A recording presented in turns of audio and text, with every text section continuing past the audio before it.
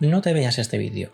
Esto tiene que ser la peor estrategia de marketing seguro, pero si estás aquí por los análisis de los videojuegos, incluso por su conexión con la literatura, vas a darte de bruces con un resumen de un libro que tampoco da para mucho, y que se va a torcer hacia aspectos personales tirando a deprisa. Si deseas empezar en este canal, estoy seguro que habrá vídeos más ligeros y entretenidos. Si ya sois perros viejos, dudo que os consiga ahuyentar a estas alturas con algo tan nimio como unos trazos sobre un papel.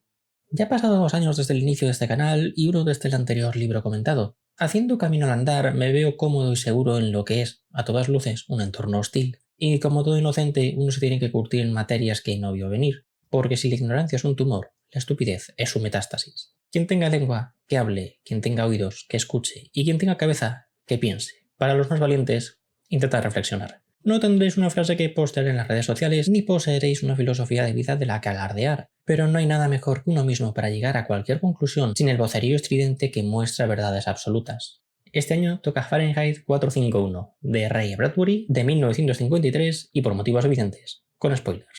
Este vídeo, y como habrá intuido el oyente avispado, va a tener 2 aspectos, un comentario acerca del libro y otro con un cariz más personal. Esta obra me dejó algo frío como conjunto, pero el mensaje que por desgracia invade y posee el libro me acabó llegando debido a experiencias personales. Y dudo que sea el único, pero digamos que sin el 20 y tantos de junio no sé si el mensaje de este libro conseguiría calarme tan hondo. El resumen es simple y corto por fortuna. Somos Montag, un bombero en una sociedad futurista distópica. En dicho futuro, los bomberos ya no apagan fuegos, sino que los crean. Su labor es hacer arder todo edificio que contenga un libro. Prohibidos por la ley, su función es destruirlos. Y todo marcha fenomenal en la vida de nuestro señor Lunes hasta que conoce a su vecina Clarice, quien tiene una conversación con él donde le muestra lo bello de detenerse a observar el entorno, la naturaleza, el silencio y la reflexión, empezando a trastocar la sólida psique de nuestro personaje. Esa misma noche, su mujer casi se suicida por accidente con un bote de pastillas omníferas. Tan absorta en escuchar los programas radiotelevisivos con sus cascos, casi se mata al no recordar si tomó sus píldoras para dormir. Por fortuna, se soluciona rápido con una pareja de operarios cuya función es evitar estas sobredosis continuas en esta sociedad. Para estos casos ya ni se llama al médico, tan solo un par de especialistas como si de electricista se tratase debido a la abundancia de estos casos. Preocupándose Montag por su mujer, pero dejándolo pasar de lado mientras él vuelve al trabajo acompañado de Clarice y sus conversaciones vanas y simples, hasta que un día desaparece. Y en el trabajo vuelve a sonar la alarma de un libro en la ciudad, una mujer en su casa que posee una pequeña colección. Los bomberos entran y rocían con gasolina todo el lugar. Sin embargo, cuando van a iniciar el incendio, ella misma saca una cerilla, quedándose encima de sus libros y amenazando al capitán Beatty y a Montag con inmolarlos con ella. Montag le suplica que se aleje de los libros, que salve la vida, pero ella prefiere arder con ellos a abandonarlos y verlos morir, salvando la vida de milagro a ambos personajes, y el resto de bomberos observan cómo la dueña se inmola con tal de no separarse de sus queridos libros. Todos la tachan de loca y siguen con sus vidas, pero Montag queda en shock. Hasta la fecha quemó libros, pero nunca una persona. Y si ellos no hubiesen inundado el lugar de gasolina, la mujer seguiría con vida. Sin embargo, antes del incendio, Montag consiguió rescatar un libro, y al llegar a casa se da cuenta de lo vacío de su vida. Completamente roto, llora en la oscuridad mientras su mujer sigue con sus programas y su familia. Por la mañana decide no ir al trabajo a la vez que se sincera con su mujer y le muestra no solo el libro que robó, sino todos los que ha ido robando con el paso de los años de bombero. Su mujer colapsa y le da un síncope, sabiendo el delito que está cometiendo su marido y cómo toda su vida puede llegar a arder.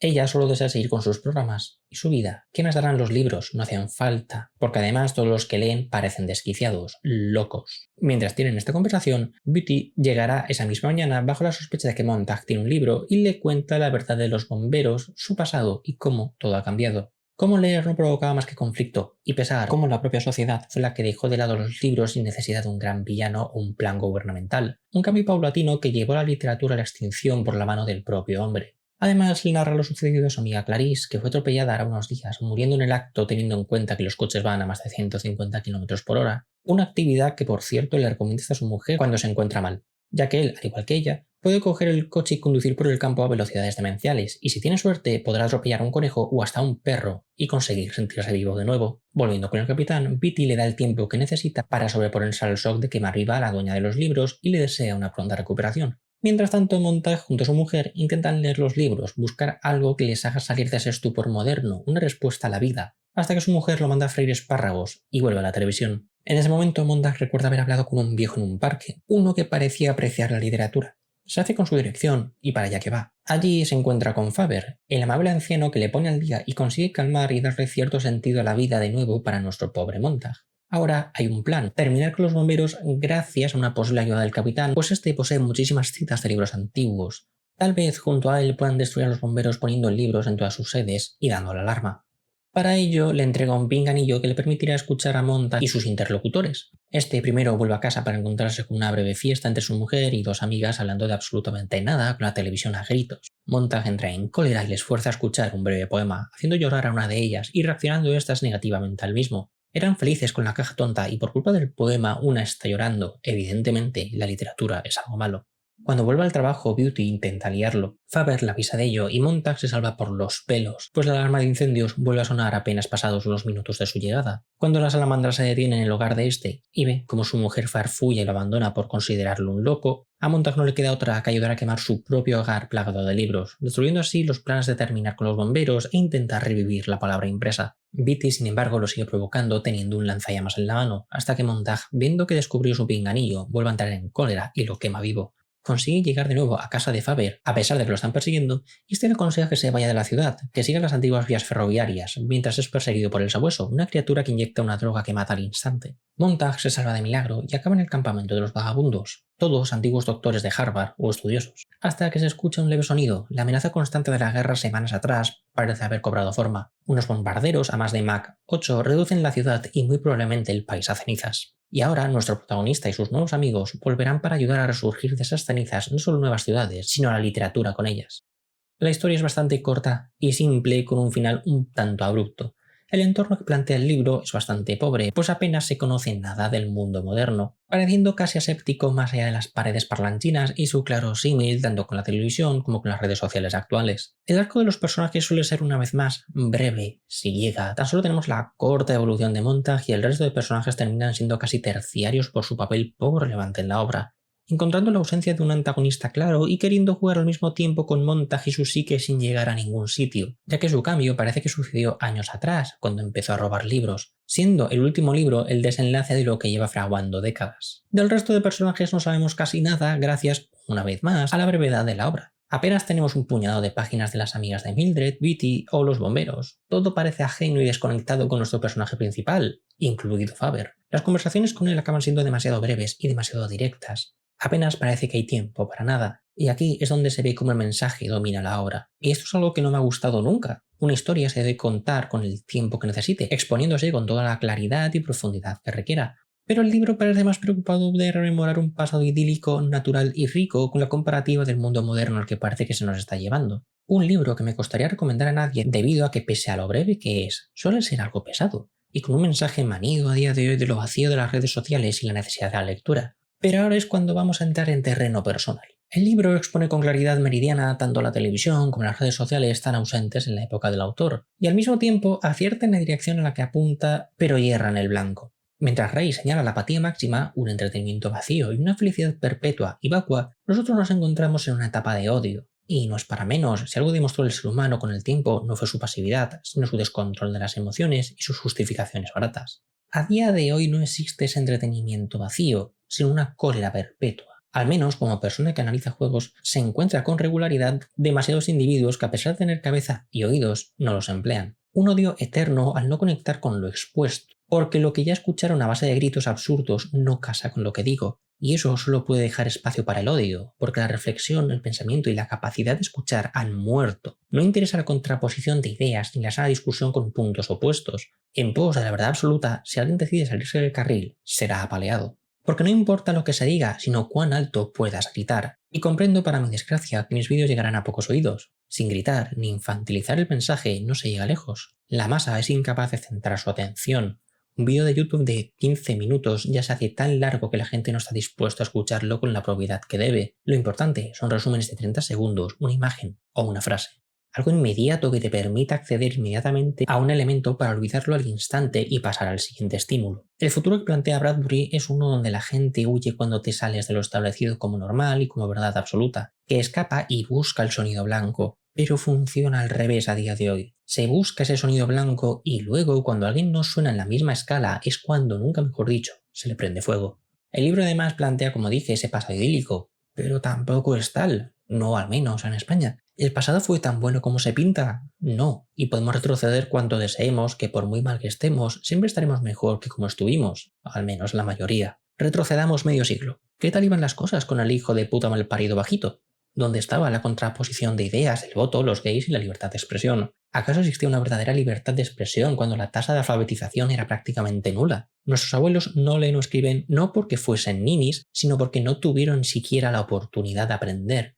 Que a día de hoy tengamos la oportunidad de desarrollarnos intelectualmente y no lo hagamos es otro problema. Pero retrocedamos más, un siglo. ¿Qué tal iban las guerras? Es cierto que en España teníamos una de las constituciones, si no la constitución más avanzada del dichoso planeta, donde hasta la mujer podía llegar a votar mientras los negros en América eran mascotas, hasta que un lustro más tarde, todo ardió. ¿Seguimos retrocediendo? ¿Nos vamos a las puertas del siglo XV con la Pinta, la Niña y la Santa María? ¿Existían derechos sociales como los encontramos a día de hoy? ¿Qué tal le iba a la tasa de escolarización? ¿Preguntamos por la penicilina o acaso queda casi medio milenio? ¿Nos vamos con los tan queridos griegos y romanos con sus sociedades esclavistas? Era lo que funcionaba en la época, y no se escribió poco de ética y moral con los filósofos clásicos. Ese pasado idílico que plantea Rey es una quimera, un sueño al que volver tras una jornada dura en una sociedad de cartón piedra. Pero nunca existió, ni existirá, porque los problemas de antaño no son los de ahora, ni serán los del futuro. A día de hoy vivimos en una eterna nube de humo, creada por figuras que se siguen a ciegas como si de Mesías se tratasen. Si a día de hoy Jesús caminase entre nosotros, no se le escucharía.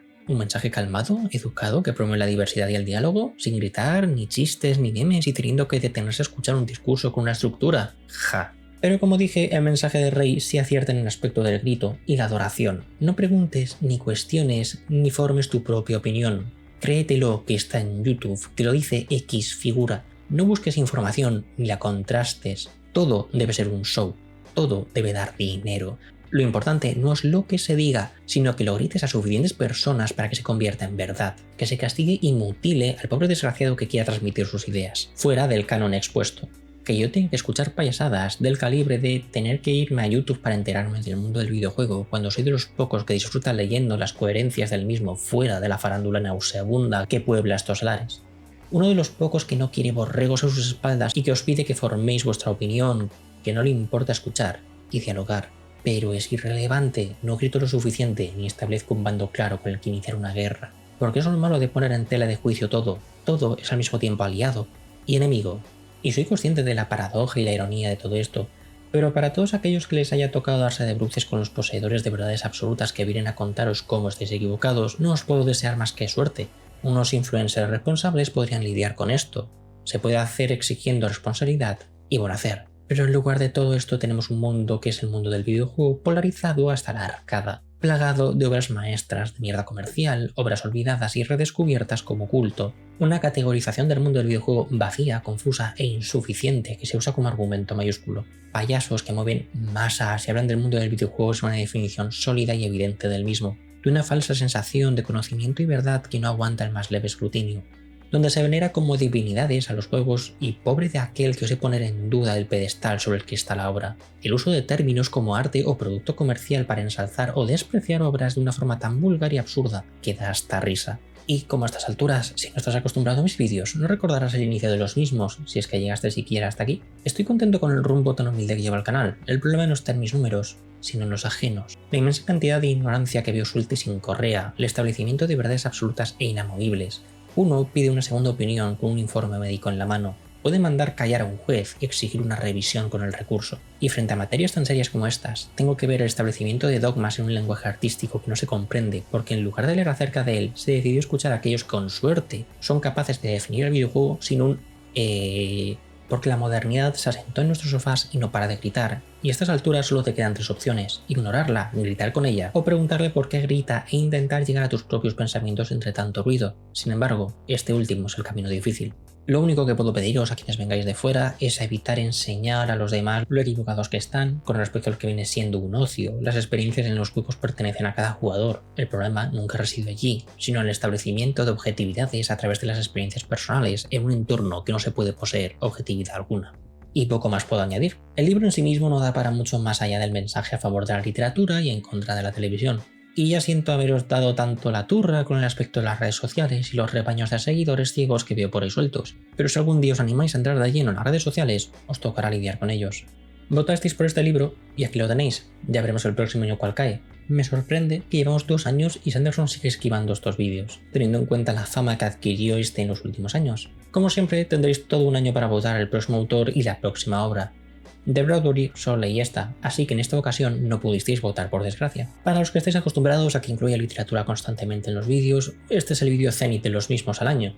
Aquellos que no les sea suficiente siempre está Twitch, que es a medio camino un desahogo personal, y los comentarios por estructurar de un servidor acerca de la literatura, la religión, política y a veces un pelín de filosofía. Si conseguiste llegar hasta aquí, te recomendaría los vídeos de Black Desert como última bala para que salgas corriendo. En caso contrario, disfruta de lo que suba y espero que sigas las máximas simples de un pensamiento libre y personal y el nulo uso de mis argumentos como armas. Aunque tengamos la misma perspectiva, no emplees lo que diga como dardo arrojadizo contra otro. Si usas mis conclusiones y mis premisas, sería el equivalente a decir nada. Así que un placer a los nuevos, el pésame para los viejos por aguantarme, y ya nos seguiremos viendo.